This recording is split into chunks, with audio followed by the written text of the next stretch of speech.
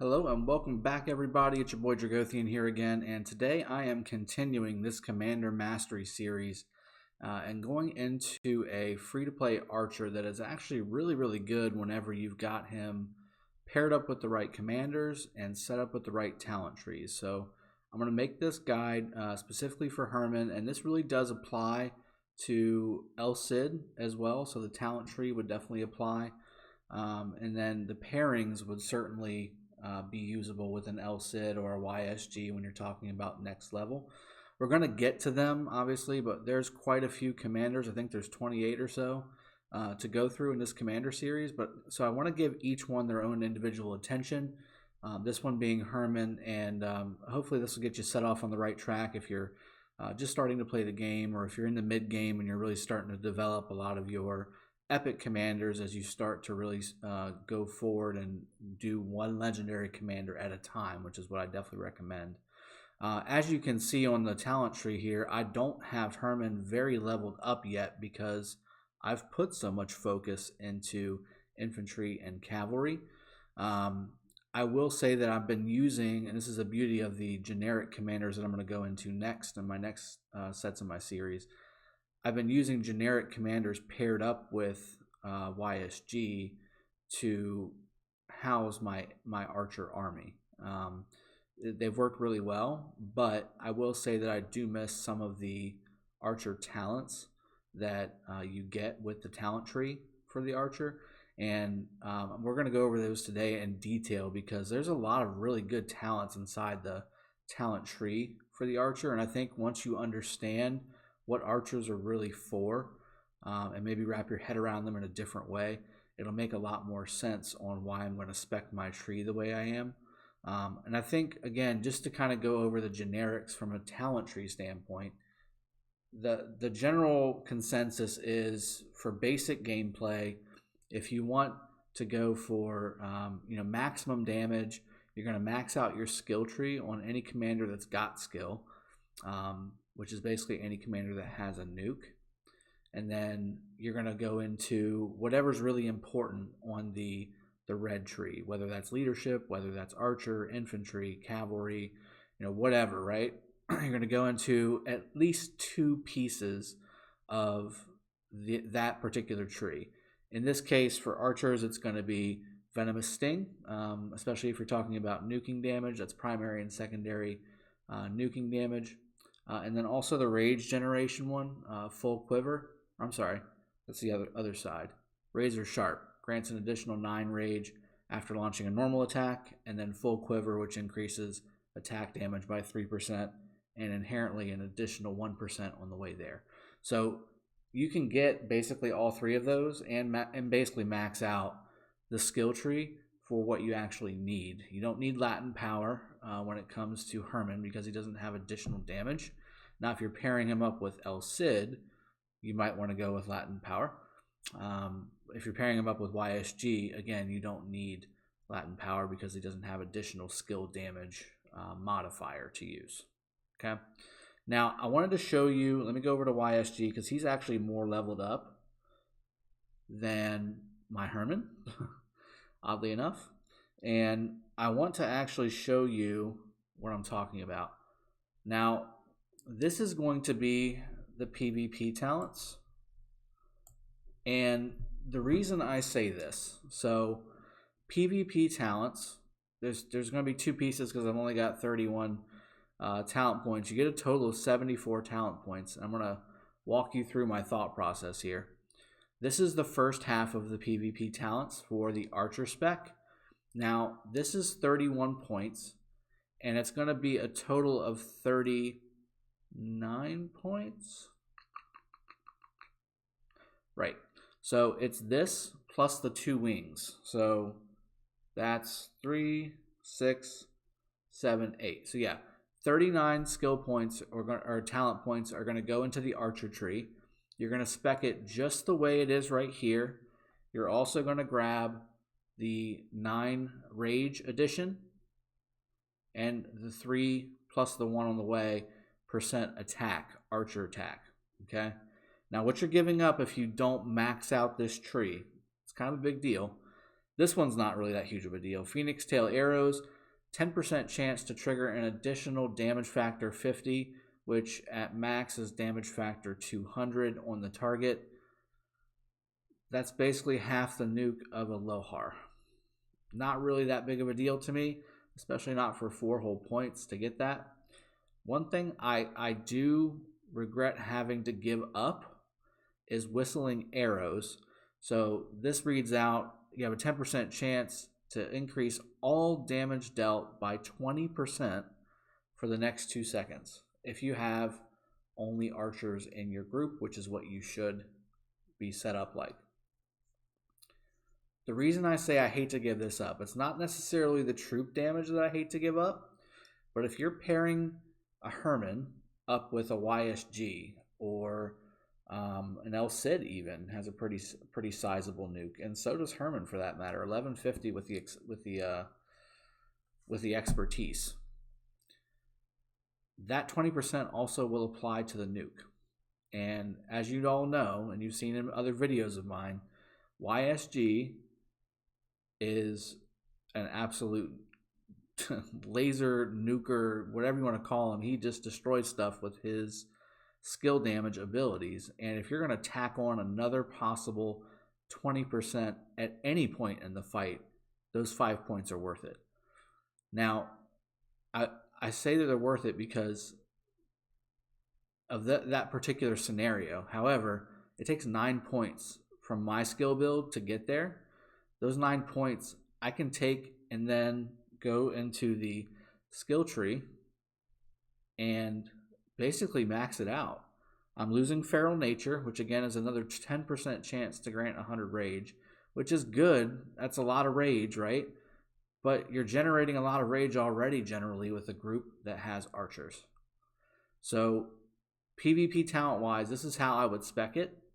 I would have archers set up just like that and get both wings on each side, spec out to full quiver and spec out to razor sharp.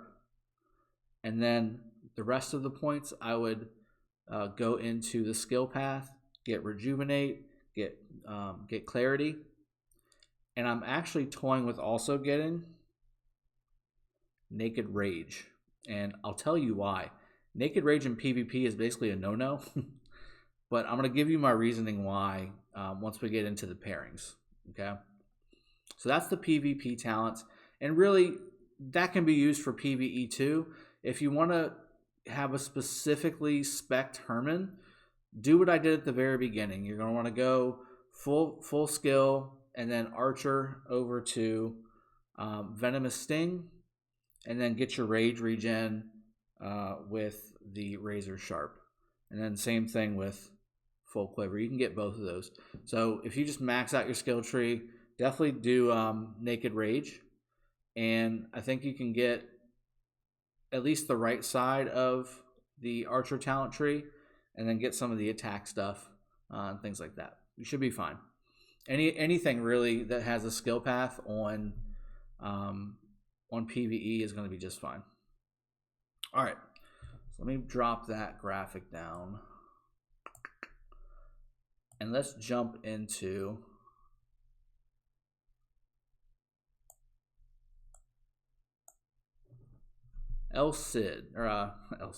Hermann. We're doing Hermann.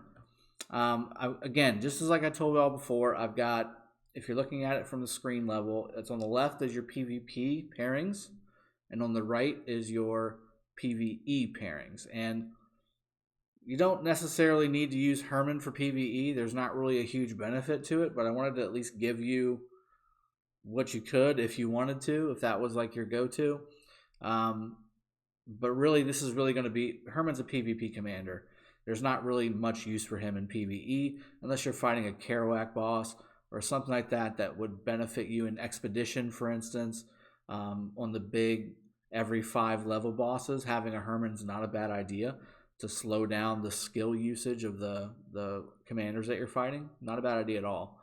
I would really consider that PvP though, even though it's PvE in the sense that it's not an actual player. But let's go through the pairings for PvP. Obviously, your top flight pairing is going to be YSG. He's got the most nuke damage. He's AoE.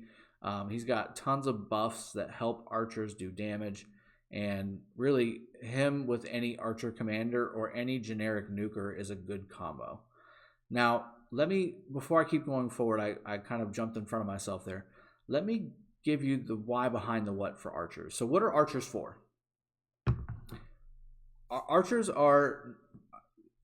they're looked at in one of two ways. Some folks say that they're just the most pointless troop on the field besides siege, and obviously infantry and cavalry are just far superior, and you don't even really need archers, to just throwaway. And then other people are like, no, they're really good, and they should be used for their attack damage and things like that, and you can use them for quick hits just like you can with cavalry. I'm kind of in the middle. So I think archers have a purpose. I think that infantry and cavalry, you can kind of throw at stuff, and it's not going to hurt too bad if it doesn't match up properly. Like if you throw infantry at archers, for instance, or if you throw infantry at cav or cav at infantry, it's not going to be like an instant death. Like you're not going to take a massive amount of damage. Your health bar is not going to go down significantly fast. That kind of thing. Archers are a little more delicate. Archers require a little bit more finesse. That's why a lot of the commanders that you see, they have a ton of damage specs, but they also have a ton of march speed specs. And again, traditionally, archers aren't necessarily the fastest in the game. And if you pair them up with a cavalry commander, cavalry will be faster. But when you're talking about navigating the battlefield and being a situational type of commander and a situational type of troop, archer is exactly that. You are meant to go up against those Charles and Richard groups, those Sun Tzu Barca groups, those Yulji Scipio groups, all the infantry groups that you see on the battlefield today. Hermann's your guy, and in particular because of the archers that he is carrying behind him. So what you want to do is you want to pair him up with a YSG or an El Cid or a Frederick, Kusunoki, Osman, Boudica, Joan, and Scipio, in that order. I'd say from best to not as best. They're all pretty good. Julius Primary is actually a good option with Hermann too, and I'll kind of go into that really quick as well. But you want to do as much nuking damage as you can, okay? Infantry doesn't take well to nuke. They have a lot of defense, but they don't have a whole lot of damage reduction. They've got a lot of defense to nullify the troop attack damage that they receive. That's what makes them tanky.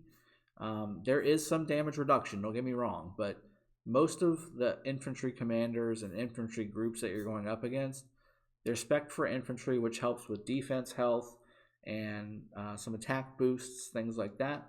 And then on the defense talent tree, there's the Testudo formation that helps with some damage reduction and just certain things like that. But there's not a whole lot of flat, unless you've got a Sun Tzu, like a set damage reduction. There's a couple skills that give it to them, but it's not in spades. There's not a whole lot.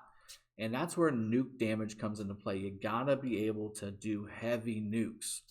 And that's where, again, Hermann comes into play. YSG pairing with him comes into play. El Cid comes into play.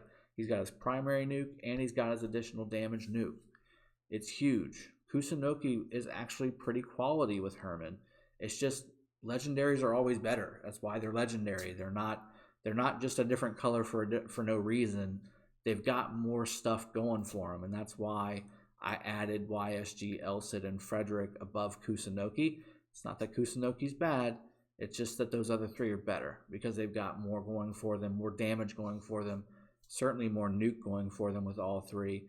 And again, pairing Hermann and his silencing capability with El Cid and his ability to completely silence the target, it's a good pairing. You can start stacking those benefits up. I did want to add Osman and Boudica and Joan and Scipio in there. Those are all generic commanders that bring their own flavor to a Hermann-led group. Osman certainly is good because of the extra nuke damage. And again, just like I said, you want as much nuke as you can get. And the more nuke you can get with a pairing like a Hermann Osman or a Hermann Boudica, the better off you'll be when you're attacking infantry, do not take any of these groups and throw them in a Mina double C group. You're not going to like your life. You're gonna want to curl up in a ball. Okay, you can throw them up against another archer group and probably win with the talent tree that I just showed you. If you throw them up against the cavalry, you're done. If you throw them up with infantry, you'll be very pleasantly surprised. I guarantee you, you'll get them into the low yellow red at a minimum. And if they're not properly spec'd, or if they don't have their commanders maxed, you'll win. Especially if you're pairing them with a YSG, an El Cid, or a Frederick. Now, the reason Osman is at the top for the free-to-play non-archer commanders is because he brings extra leadership and nuke. So when I say extra leadership, I mean extra troop capacity. That's a big deal. If you can bring an extra 20 to 30,000 troops in your army, plus an army enhancement buff, why not? I mean, that's a huge deal. And then Boudica, again, she's a all around, fits every single type of group. You can kind of just make it work. She's got a decent nuke, especially when she's expertised. She's got a great troop attack boost with her skill. So, I mean, there's tons of things that you can do that really make sense with Boudica. Joan of Arc, I put her in here just because it's never bad to have a buffing commander on the battlefield. And if you've got this troop army with a bunch of other people in your alliance, or even your other armies that are on the field together, that buff from Joan is going to benefit everybody. And then for an archer standpoint, the 25% attack buff that Joan gets too, on top of the buff, it's not bad. You definitely put some major damage out, but again, it's not the purpose of an archer group, in my opinion. Purpose of this archer group, and any archer group from a PvP standpoint, you want to do nuke damage. That's what's going to take down those infantry armies. Scipio, again, great all-around commander, brings some extra troop capacity, good counterattack damage, and some pretty decent defense buffs. And defense on the battlefield for PvP is never bad. Now, I've got Julius here. I've got him as primary. You lose the archer tree when you do that. We'll go through Julius's talent tree whenever we get to him on the Commander Mastery series. But the reason you want to have him primary is because his first skill buffs the nuke damage of the next nuke that happens. So you want to have him first almost always, because of that. That's just extra damage that you're doing from your nuke that, again, in an archer standpoint, is very beneficial. All right, so let's jump over to PvE. Again, I think these are really self-explanatory, and we'll be able to run right through them very quickly. So YSG is obviously the primary, the best. He's got an AoE. Not only does he have an AoE, it's a circular AoE whenever you've got him expertised out. And when you're talking about farming, YSG is the gold standard. You cannot get any better. YSG is number one. You can have him primary, secondary. It does not matter.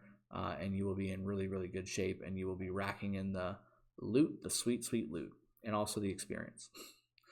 Kusunoki, for that same reason. Kusunoki is an archer AoEer. So you pair that up with Hermann, and you'll be able to do really good nuke damage and also good AoE damage, which again will save you on action points and all that good stuff. You always throw Richard in there for a PvE group because he will help whatever commander he's paired with stay out on the battlefield almost indefinitely. You do lose the AoE component, but again, Hermann is not an AoE commander. And that's why I said he's not really the best when it comes to doing any kind of PvE content outside of Expedition and possibly Kerouac bosses. So your general barb farming, barbarian forts, this is not the commander for you. You want to be using a Mina double C for your barb fort, full cav army, and then for anything Kerouac based, you want to be using whatever has the most tankiness to help you stay alive. And again, you can pair him up with any AoE commander, so that includes Sun Tzu, Baybars, whatever. And then Mehmed even would work. And then also any direct damage nuker. Again, Osman, Boudica. You could even pair him up with Mina if you wanted to. I don't know why you would, but you can't really go wrong. It's PvE. You're not really going to hurt yourself too bad. But at the end of the day, best pairings, YSG, Kusunoki, and Richard. I hope you enjoyed this Commander Mastery Guide. Again, I apologize for it being so delayed. It's been an absolute crazy week for me at work. We've had a lot of changes happening in my market, so that's taken up the majority plus more of my time. I do appreciate you all being patient with me as I get these things rolled out. Next thing coming up is going to be the best of the best of the best PvE edition, which we just kind of touched on a little bit, so a little bit of a teaser. And then we're also going to be doing best of the best garrison and mixed troop. That has been a massive request for me on my best of the best PvP edition video.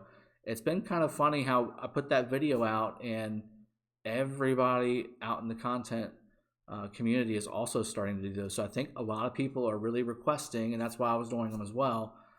They're requesting more updated stuff because I know this game has been out for what, a year, almost a year, right? And it evolves. This game evolves. That's why we have content creation, right? Where we can evolve with it. We can show y'all and bring y'all along with us. Really looking forward to continuing to do this stuff with you guys. I'm really happy, and I appreciate y'all joining and kind of coming along with me. Just so y'all know, I just we just reached 3,500 subs. How about that? Really excited about that. I cannot thank y'all enough for continuing to support. I appreciate you all joining me. And with that, I'm going to end it. If y'all have any questions, please leave them below. Please leave a like and subscribe as always. And once again, this is your boy Dragothian signing out. Y'all have a good day, and I'll see y'all next time. Cheers. Take care.